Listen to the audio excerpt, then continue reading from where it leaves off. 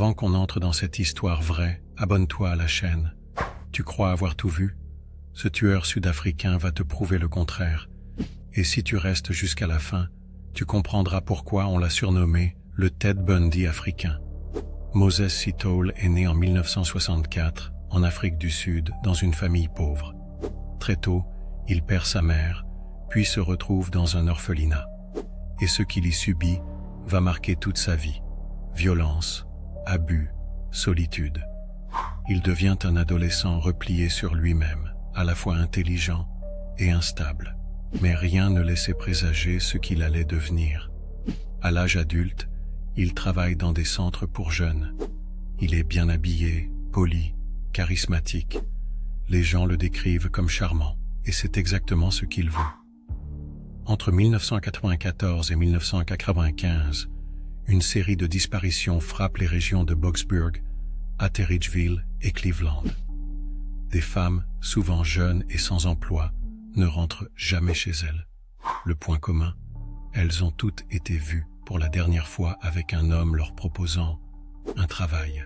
Ce recruteur, c'était Moses. Il se faisait passer pour un entrepreneur, promettait des postes dans des centres pour enfants. Les victimes, en confiance, le suivaient jusqu'à des zones isolées. Là, il révélait son vrai visage, sadique, brutal, sans remords. Et ce qu'il leur faisait, on évitera les détails. Mais même la police a été choquée. Pendant des mois, personne ne le soupçonne. Il changeait de ville, modifiait ses méthodes et savait comment manipuler ses victimes. La police est débordée. Les familles sont désespérées. Mais Moses continue, toujours avec ce même sourire rassurant. C'est une survivante qui finit par tout changer. Une femme parvient à s'enfuir et donne une description précise. Quand les policiers comprennent enfin à qui ils ont affaire, il est déjà trop tard pour plus de 30 femmes.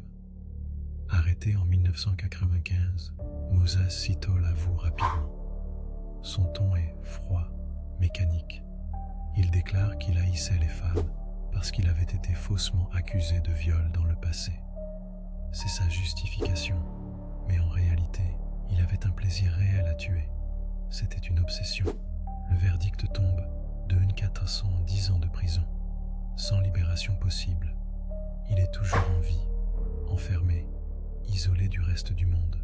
Alors, un homme charmant en apparence, mais derrière son sourire, un monstre. Tu penses que des tueurs comme lui peuvent vraiment naître du traumatisme, ou qu'ils cherchaient juste une excuse pour tuer?